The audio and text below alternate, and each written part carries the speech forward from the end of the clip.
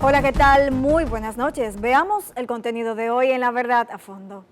Clases en tiempos de COVID. El regreso a clase este año encuentra al país en medio de una pandemia, una situación inusual que ha obligado a las autoridades educativas de todos los niveles en República Dominicana a repensar la manera en que se impartirá la docencia para evitar la pérdida del año escolar y el retraso en las universidades. El COVID-19 en el territorio nacional se encuentra en su peor momento, pero el sistema educativo lucha por seguir adelante. ¿Qué planes tienen las autoridades? Les cuento.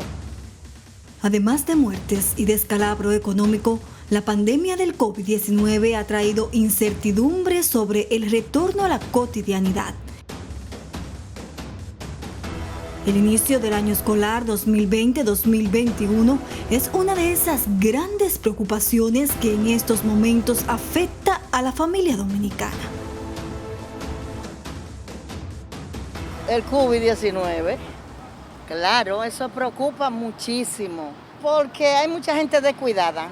La gran acumulación de niños puede traer consecuencias a eso. El virus que anda, imagínate. Si ahora no estamos muriendo en la calle, ¿qué será mañana cuando abran la clase? Los niños no saben de distanciamiento social y siempre quieren jugar con los amiguitos y no saben de higiene.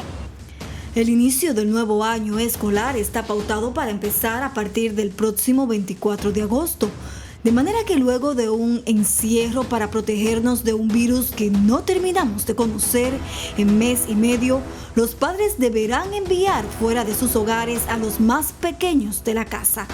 El dilema es que lo harán justo en el momento en el que el coronavirus muestra su peor lado, pues desde principios de marzo, mes en el que se detectó el primer caso en el país, no para de sumar contagiados y fallecidos.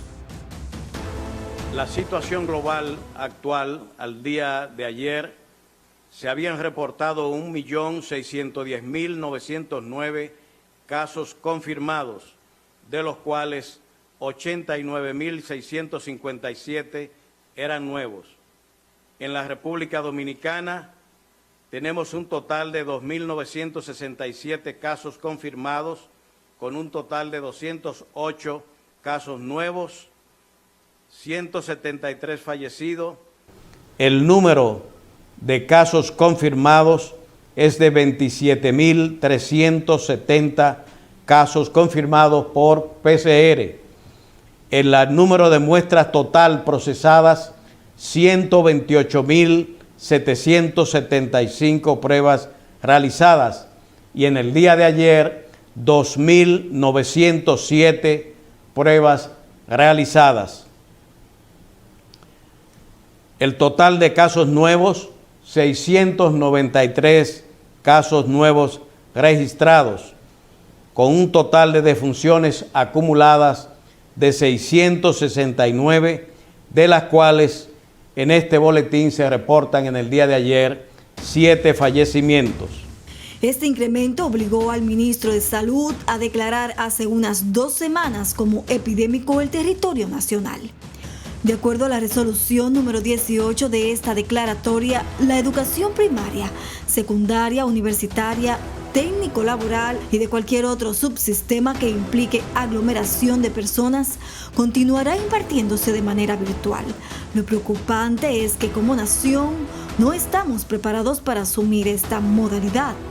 La propuesta de que si es todo virtual, ustedes saben lo que esto representa.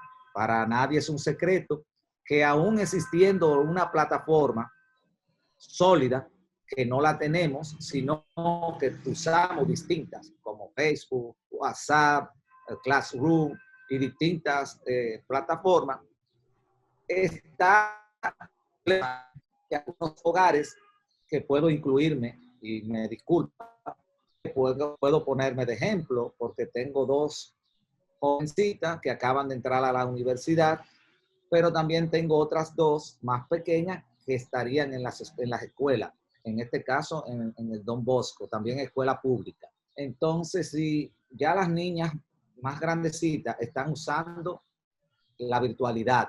Estamos hablando de 2 equipos que estoy usando en la casa, ellas, de manera permanente. Si a esto yo les sumo también mis otras 2 hijas, que estarían también con equipos, estamos hablando de 4 equipos en una casa de clase media. Quizás yo pueda tener la posibilidad de tenerlo, pero se hace bastante difícil tener 4 equipos conectados al mismo tiempo a una red de internet. Y esto complica evidentemente. Entonces yo hablo como Diego Pesqueira, pero quizás hay otros padres que tengan la misma realidad mía en cuanto a la cantidad de hijos, ¿no? Entonces, ¿cómo podría ser posible que puedan tener tantos equipos, computadoras, tablets, teléfonos inteligentes, para afrontar lo que es la virtualidad? O sea, que no es tan sencillo como pudiera verse, en el sentido de que pueda existir la plataforma, pero los hogares tendrían que incurrir en grandes gastos para adaptarse a, no es lo mismo comprar un uniforme y un calzado que comprar una laptop. O sea, ya las cosas país son palabras mayores. El recién finalizado año escolar se desarrolló en un 70% de manera presencial, mientras que el restante 30% fue impartido por muchos centros privados de forma virtual, debido a la pandemia. Ningún sistema educativo del mundo estaba listo para afrontar los cambios vertiginosos que han provocado la pandemia y la expansión de la COVID-19 sobre la población. Así que en ese sentido, las fragilidades con el que el sistema debe resolver su continuidad pedagógica durante la vigencia de estas medidas extraordinarias es común a todos los sistemas educativos del mundo. Que el Ministerio de Educación tomó una buena decisión al finalizar el año escolar 2019-2020 en el último trimestre, porque si bien suspendió la presencialidad, no interrumpió la continuidad del proceso educativo por estrategias alternativas. Y allí es cuando se abrió la posibilidad a una eclosión del uso masivo de medios alternativos de formación y de comunicación, como lo constituyen las plataformas tecnológicas. ¿Qué ocurrió allí? Quedó en evidencia la diversidad, la heterogeneidad de la estructura social de la República Dominicana, que dejó en evidencia, hoy más claro que en el pasado, las enormes diferencias de tipo social que hay en términos de acceso a la infraestructura, a la tecnología, a la posibilidad de desarrollar un proceso educativo acorde a la educación del siglo XXI con las herramientas del siglo XXI. A pesar de que el gobierno dominicano había previsto una expansión de la política de digitalización a través del programa República Digital, la pandemia llegó en un momento en el que todavía este proyecto estaba en su fase inicial.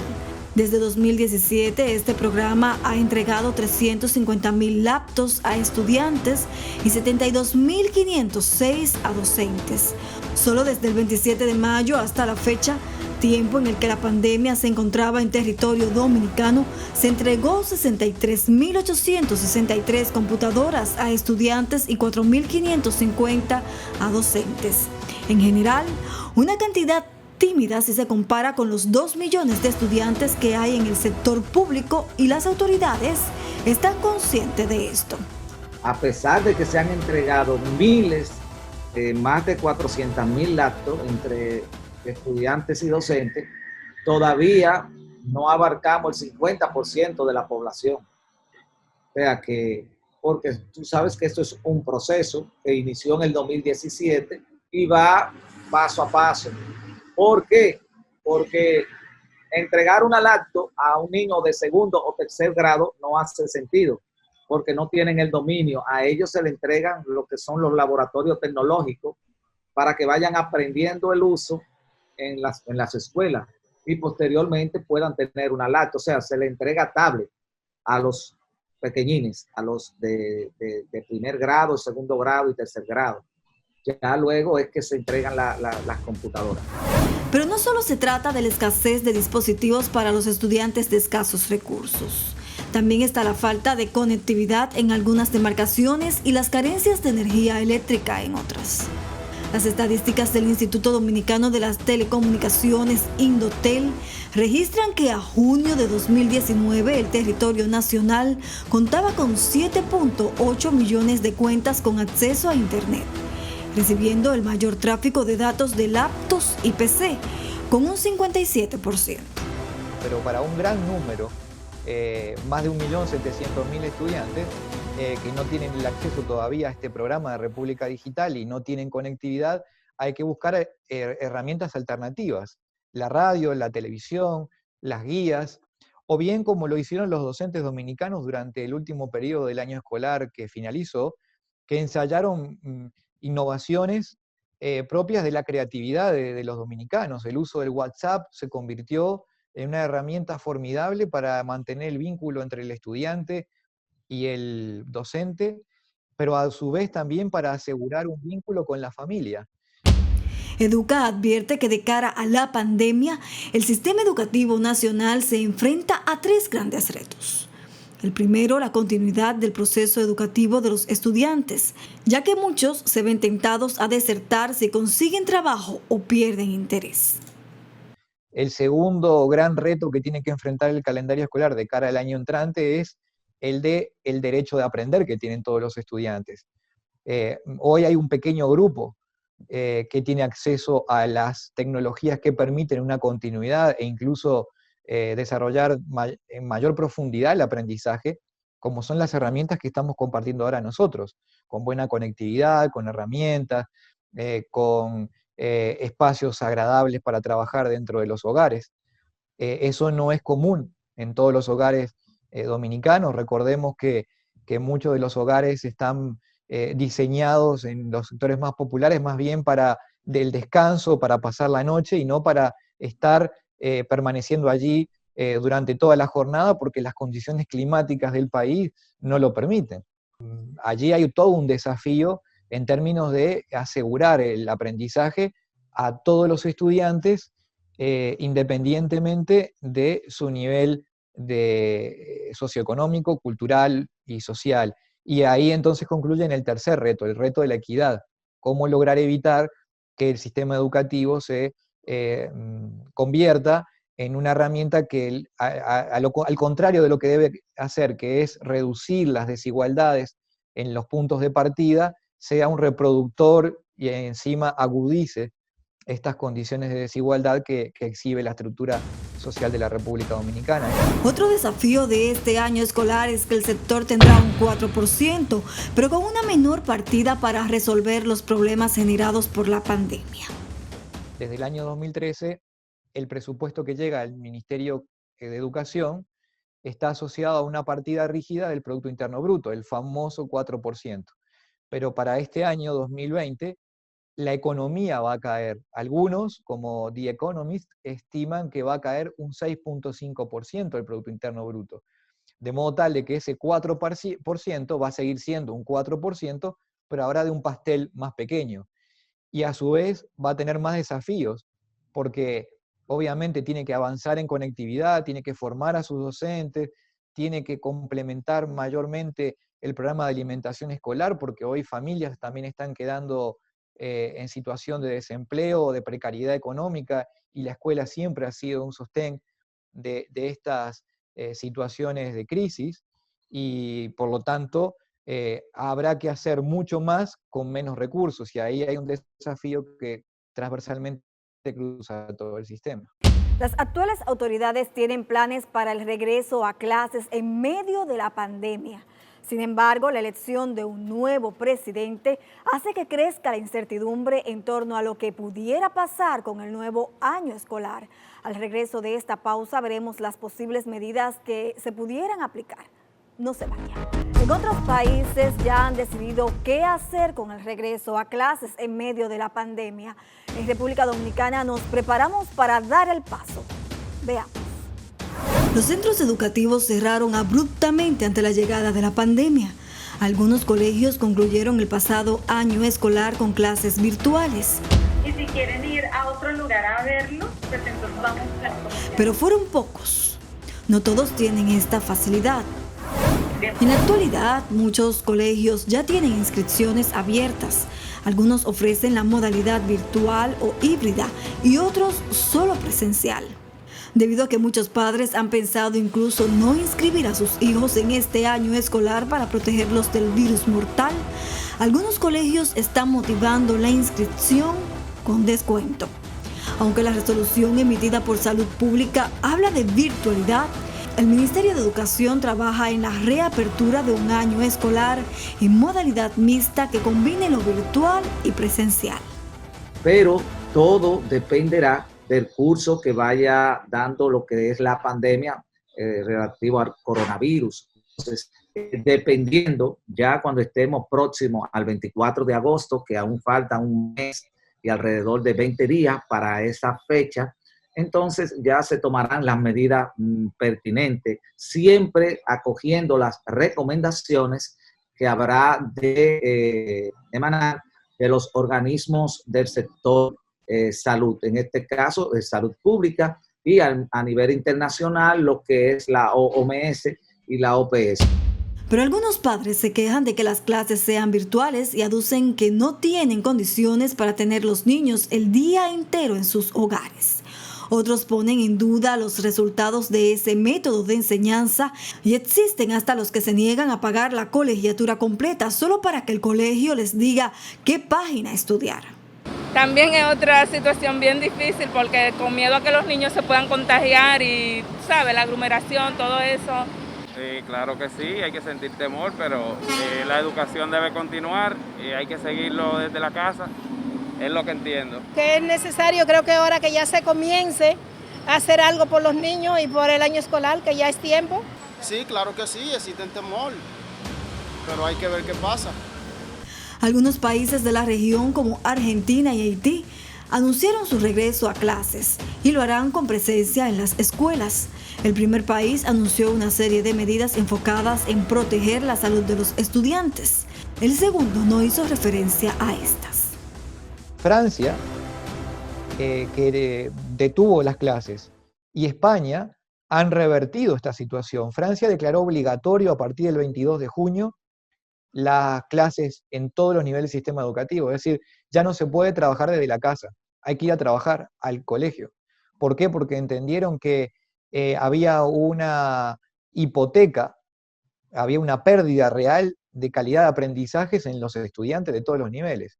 Y en España, la ministra de Educación, Isabel Celaá, declaró recientemente a un medio de comunicación que justamente la presencialidad no puede ser una alternativa, porque tiene que haber presencialidad en el centro educativo para que se asegure justamente evitar la pérdida de calidad en términos de la equidad de esos estudiantes. En República Dominicana, las autoridades ya poseen un borrador que contempla cómo podría darse esta reapertura de los centros educativos. En este programa recibimos un adelanto. Lo que es seguro es que los planteles escolares dispondrán de lavamanos adicionales a los existentes en los distintos baños, que se van a instalar para fines de la higienización de la comunidad educativa y de manera especial de los estudiantes. También ya ha sido aprobado también que los estudiantes sean provistos de mascarillas, también de que hayan dispensadores con material para la higienización de gel de distintos tipos, ¿no? Ya los establecidos por los organismos correspondientes. Y otras medidas ya para lo que es la docencia, ya hay varias propuestas en este borrador, que incluye una que sería que los estudiantes de la jornada escolar extendida asistan por una cantidad en la mañana y otra cantidad en la tarde, para evitar los recreos, porque en cada aula existirá el distanciamiento social, pero si se da el recreo, entonces eso se complica. Entonces, estas personas estarían recibiendo sus almuerzos al terminar su sección y luego lo que entran en la tarde almorzarían y entrarían entonces a la docencia hasta las 4 o 5 de la tarde. Contemplan además otra propuesta en la que los estudiantes asistirían una parte, sus 8 horas completa de manera presencial un día, y el día siguiente asistiría a la otra mitad. Ambas propuestas están siendo analizadas. Cuando hay una situación hiperdinámica, que además, como tú que has estado siguiendo la situación de la pandemia y en el canal lo han tratado desde diversos ángulos, todos los días se agrega información nueva, todos los días aparecen nuevos conocimientos, nuevos hallazgos, conocemos diferentes efectos o consecuencias del virus sobre los humanos. Es difícil desarrollar un protocolo de carácter rígido en el cual el Ministerio apruebe en julio para que tenga vigencia durante todo el tiempo que dure la pandemia, porque mientras tanto aparecen nuevos conocimientos, los protocolos tienen que ajustarse. Las mismas medidas adoptadas por el sector público deberán ser acatadas por el privado. Aunque algunos colegios tienen facilidad de impartir docencia de manera virtual, las autoridades educativas no tienen una decisión definitiva al respecto. Nosotros creemos que lo importante es respetar los principios y sobre esos principios cualquier solución que a nivel local el director con sus maestros y con los padres de los estudiantes acuerden, tiene que ser el mecanismo a seguir. Cualquier otra imposición puede ser de dudosa aplicabilidad, porque si tú, por ejemplo, estableces un mínimo de 2 metros entre estudiantes para garantizar la distancia de seguridad, pero resulta que los espacios educativos son pequeños, tienen 20 metros cuadrados, tú no puedes ubicar allí a más de 10, 12 niños, ¿qué haces con el resto? Entonces, o lo de las mascarillas, nosotros también hemos sido bastante críticos porque investigando en profundidad, las mascarillas establece que no resultan ser efectivas al nivel de los estudiantes. Los docentes sí tienen que usar mascarillas, los adultos, que son los más vulnerables en todo este proceso, pero los estudiantes no tiene sentido que usen mascarillas porque ellos van a estar manipulándola, tocándola, y cuando uno introduce un dedo del lado interior, la mascarilla ya deja de funcionar. La mascarilla debe cambiarse cada 4 horas para que tenga cierta efectividad, debería ser de un filtro N95 o superior, y eso implicaría un costo al sistema que superaría los $650 millones al año. Es decir, no hay forma de que el ministerio invierta ese dinero y que además se asegure que con eso no va a haber, digamos, expansión del virus. Así que la situación es por demás compleja. El presidente del Colegio Médico Dominicano, Waldo Ariel Suero, así como varios infectólogos y epidemiólogos que consultamos, manifestaron que como está la situación de la pandemia en el país, no recomiendan el inicio de la docencia. El año escolar se inicia aproximadamente a finales de agosto y tomando en cuenta cómo está la pandemia ahora, no se vislumbra que vayamos a tener todas las cosas controladas, sino que toman unas medidas más drásticas, por lo que ya incluso el ministerio ha dicho que está tomando todas las previsiones para que las clases se inicien de manera virtual. Sin embargo, no todas las escuelas y colegios tienen plataformas apropiadas para dar una docencia por esta vía. Y no todo lo que es virtual se considera aprobado para considerar de manera correcta que el estudiante pues pasó este curso. Yo creo que debe tratar de tomar las medidas más drásticas, aunque nos molesten, para ver si el año escolar puede iniciarse de manera presencial donde se requiera. E incluso valorar la posibilidad de hasta iniciarlo más tarde, pero que se haga de una manera normal.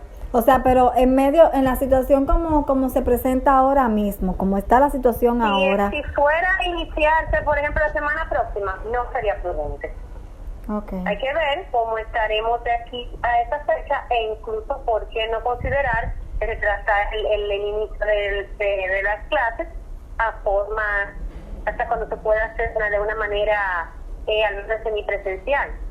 Digamos, una presencia parte de los estudiantes en espacios limitados por algunas horas y completar entonces el currículum por internet, pero tiene que ser esto consensuado y valorado Porque como te digo, no es cierto que todas las escuelas tienen plataformas para cumplir el currículum y que eso sea, no que el niño pase porque pase, sino que realmente tenga las competencias requeridas para considerar que sí. Y si mejora el panorama, ¿qué usted recomienda para que los niños, que utilicen los niños? Bueno, ahí tendríamos intervenir en el ministerio para ver cómo se redistribuye de manera que no haya hacinamiento de las aulas, que tengan ventilación. O sea, no todos, hay colegios privados que tienen aire acondicionado, pero en las escuelas públicas eso no existe. Y no todos los colegios tienen esa condición. O sea que podría valorarse el hecho de que se necesita distancia, obviamente maximizar las medidas de higiene en los centros de estudio.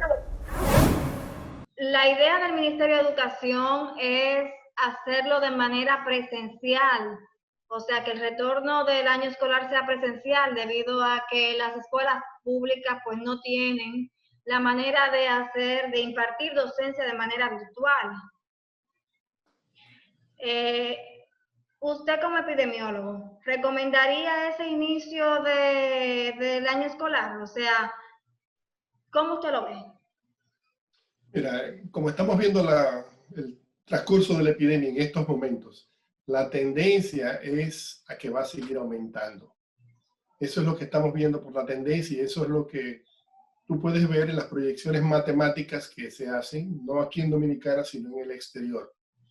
Es muy probable que nosotros estemos entrando en una ola muy grande y vamos a estar viendo muchos fallecidos y vamos a estar viendo muchos casos.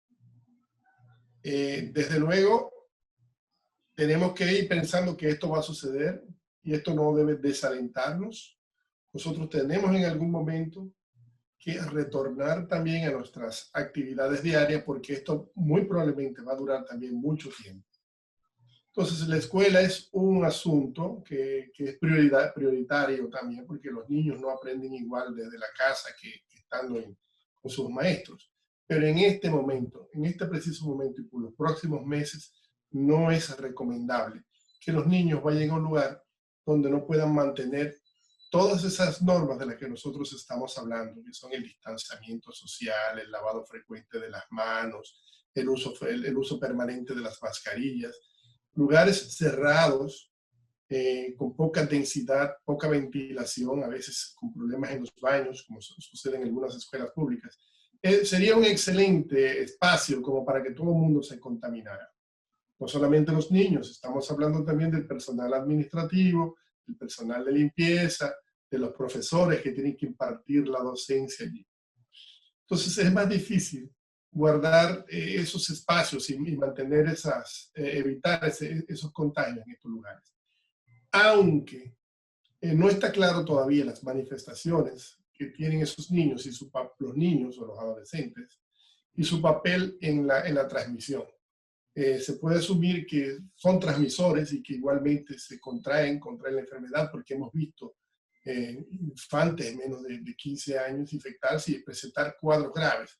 Pero por lo regular va a presentar un cuadro leve.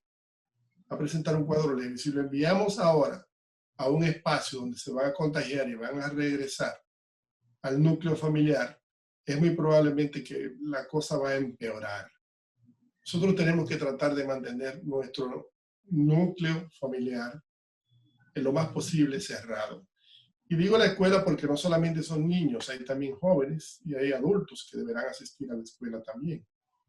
Pero el tema de distanciamiento físico, a diferencia del lavado de las manos, a diferencia del uso de mascarilla, no es algo individual. Porque tú me dirás a mí, yo mantengo distanciamiento físico, pero yo te pregunto a ti, ¿tú mantienes el uso de mascarillas y distanciamiento físico con tu familia, dentro de tu núcleo familiar? No. Y probablemente no. Yo te veo a ti y digo, bueno, yo sé que ella se protege, está en su casa, pero a veces hay jóvenes que salen y se distraen. Cuando uno está en esos encierros, uno tiende a buscar a sus vecinos, uno tiende a cerrarse más dentro de su núcleo familiar. Entonces, no es solamente que yo vea cómo tú te comportas en la epidemia, sino cómo se están comportando todos aquellos que tú tienes de alguna forma un espacio común y estás compartiendo diariamente con ellos. Entonces, los niños, aunque no van a presentar un cuadro grave, aunque no se sabe exactamente su papel como ente transmisor, tenemos que suponer en estos momentos en que las camas hospitalarias, en que las unidades de cuidados intensivos parecen estar llegando a su límite máximo, que nosotros tenemos que extremar de nuevo las medidas de precaución, las medidas preventivas, incluyendo el encierro selectivo o por periodo, por un determinado tiempo. Eventualmente hay que prepararse para asistir a la escuela. Cuando lo hagamos, tenemos que tener protocolos claros de cuál va a ser nuestro proceder o el proceder de esos niños, porque lo hemos visto como los asiáticos, que tienen otra diferente forma de cultura, de entrar a la escuela, le toman la temperatura, hay espacios donde se pueden lavar las manos, las aulas son más espaciadas, la comida ya los comedores no se hacen dentro, sino fuera, en su mismo pupitre, evitan que los niños o los jóvenes tengan que estar cambiando de aula. Todo un protocolo que deberán seguir tanto maestros como el personal administrativo, como los padres también, y como los choferes en algunas ocasiones, que son los que conducen a los niños. En conclusión, no estamos preparados en estos momentos para reabrir las escuelas. Vamos a dejarlos pendientes y por lo menos, quizás, por poner un poco más el inicio del año escolar, y si es posible, rescatarlo en este año. Si no es posible, pues tendremos que entender que esto ha cambiado nuestras cosas de nuestro proceder en nuestras vidas y que probablemente los niños y los jóvenes no van a poder regresar a un espacio físico en este año.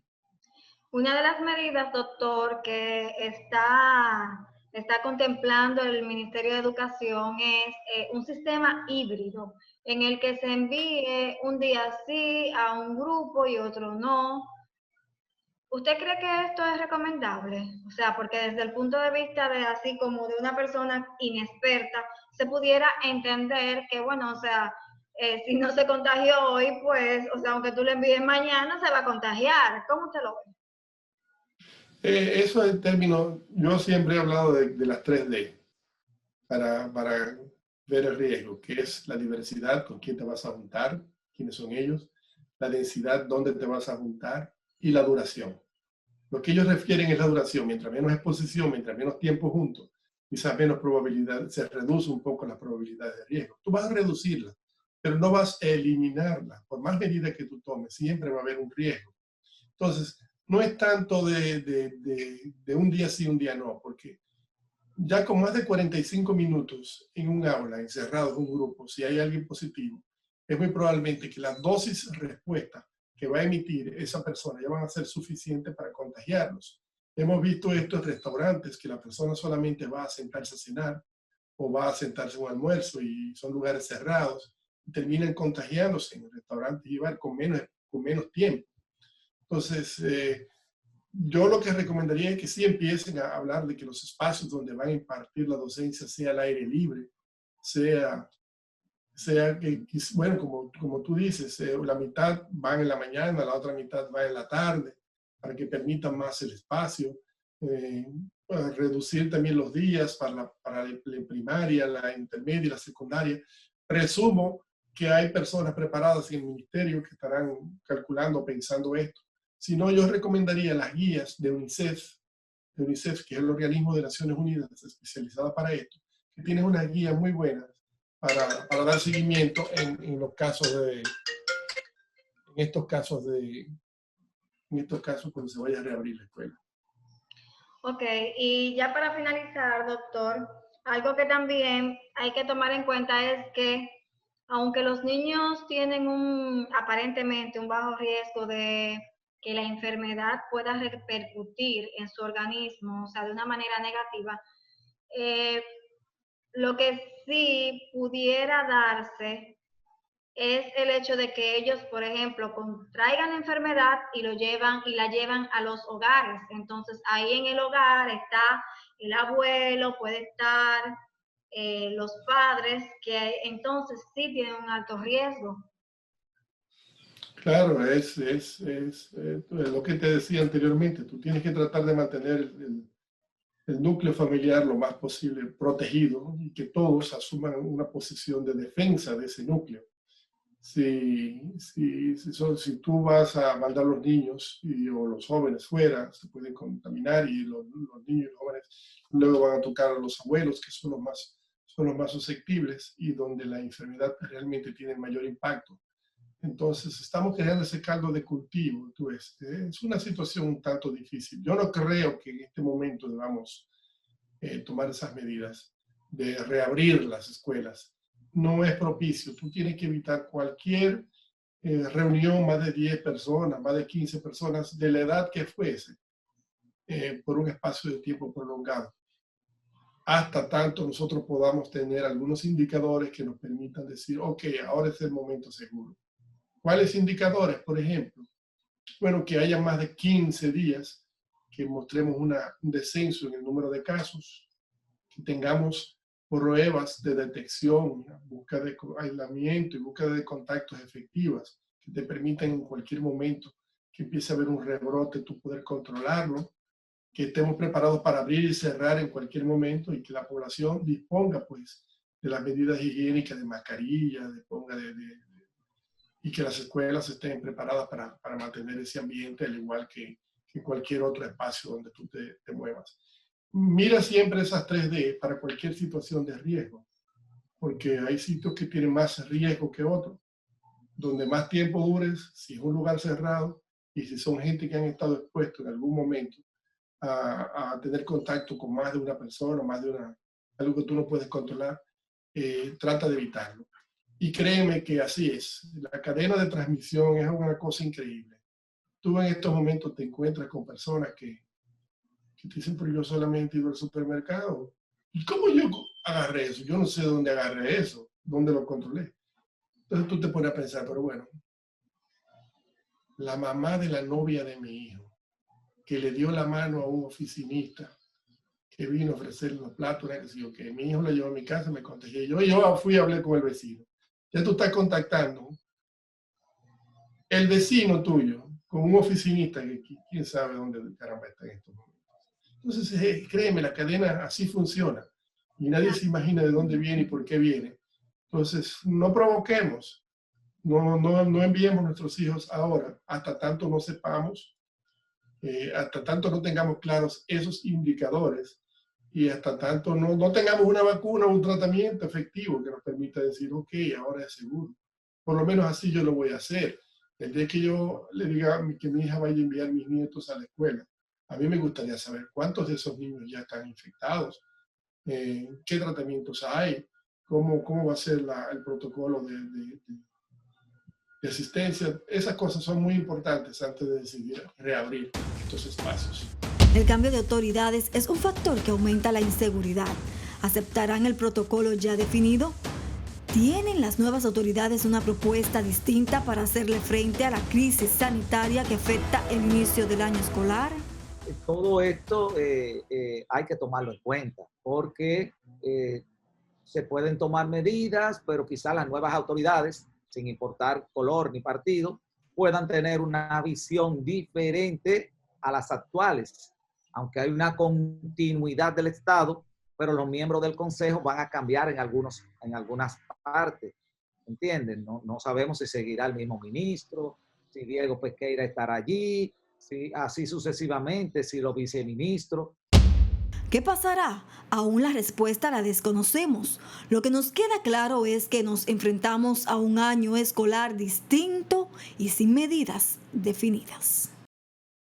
Un panorama complejo. Mientras, hasta el momento, las clases para el nivel inicial y secundario están pautadas a comenzar a partir del 24 de agosto, dependiendo de las condiciones sanitarias en que se encuentre el país en ese momento. Será un inicio de clases escalonado. Vamos a hacer una pausa y al regreso hablaremos sobre los planes que tiene la Universidad Autónoma de Santo Domingo con el retorno a la docencia. Gracias por continuar con nosotros. Hay universidades en el país que ofrecen algunas asignaturas de forma virtual. Para estos no sería difícil adaptarse a las recomendaciones que hace el Ministerio de Salud de implementar las clases virtuales para reducir el contagio del COVID-19. Sin embargo, la Universidad Autónoma de Santo Domingo, el método siempre ha sido la tradicional visita a las aulas. ¿Qué tan preparados están para impartir docencia virtual? Veamos la siguiente entrevista. Las autoridades de la Universidad Autónoma de Santo Domingo aseguran que se han preparado para trabajar en medio de la pandemia que nos afecta y podrán hacerlo tanto en un escenario virtual como presencial. ¿Qué ha hecho la Universidad Autónoma de Santo Domingo? En ese plan de contingencia hablaba de lo que es la inducción a nivel virtual, la preparación virtual de sus profesores. Eso se ha llevado a cabo. La habilitación total de lo que es la plataforma para que los profesores puedan acceder a lo que es la plataforma universitaria a través virtual, donde se emigren todas las asignaturas que tienen que ver con lo que es el semestre académico. Por lo tanto, la universidad se ha estado preparando. Se ha estado preparando para cualquier situación, ya sea a nivel virtual o a nivel presencial. Ahora, hay laboratorios que sí la universidad tiene que evaluar, porque las indicaciones a través de las facultades son que tienen que ser totalmente presenciales. Pero lo que tiene que relacionarse a nivel virtual, los profesores han estado trabajando, se han estado dando las inducciones correspondientes a lo que es la nueva modalidad y se han firmado acuerdos con universidades extranjeras.